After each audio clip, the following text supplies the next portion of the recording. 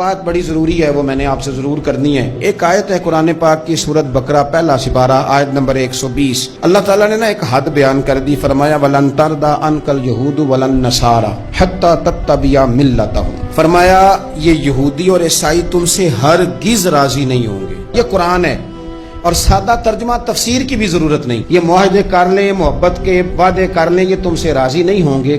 کب راضی ہوں گے؟ حتی تتبع ملتہم، یہاں تک کہ تم ان کے دین کی پیروی کرنے لگ جاؤ۔ میرا جب پہلی دفعہ پاسپورٹ بنا تو میں نے سارا پڑھا، کتابیں پڑھنے کا شوق تھا شروع سے۔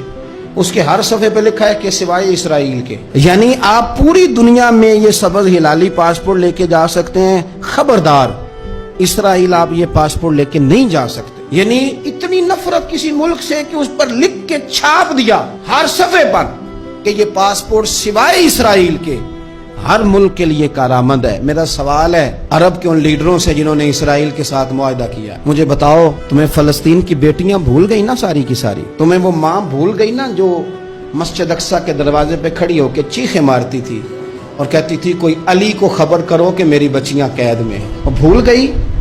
تمہیں وہ بہن بھول گئی نا جس پر شراب کی بوتل انڈیلتے تھے اسرائیل کے فوجی؟ وہ آپ کو ابھی بھی ویڈیو مل جائے گی، وہ انڈیلتے تھے شراب کی بوتل، اسے پکڑتے تھے، دست درازی کرتے تھے، اور وہ بیٹی کہتی تھی یا رحمت للعالم۔ بھول گیا تمہیں وہ سارا کچھ؟ تم نے ایک منٹ لگایا اور تم معاہدہ کس سے کروا رہے ہو؟ امریکہ کے صدر سے؟ اتنا ظلم کیا تم نے، اتنا قاتل کے ساتھ معاہدہ؟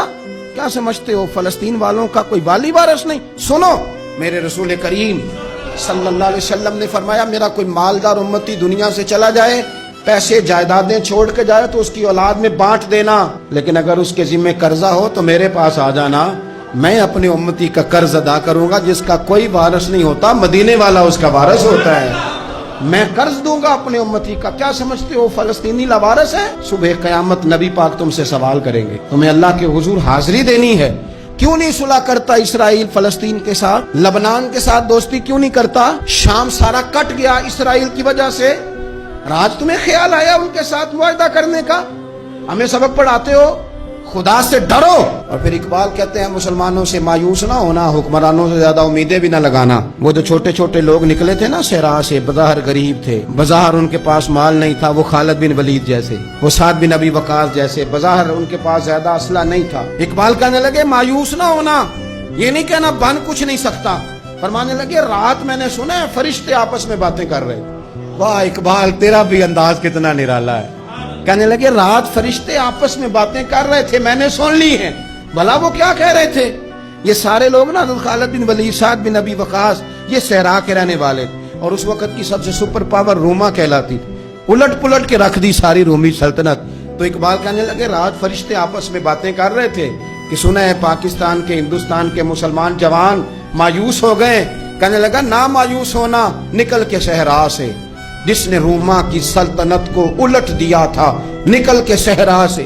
گرمی دیکھو اس شیر کی، ولولہ دیکھو اس مرد کا جو مصور پاکستان ہے، نکل کے صحرا سے جس نے روما کی سلطنت کو الٹ دیا تھا۔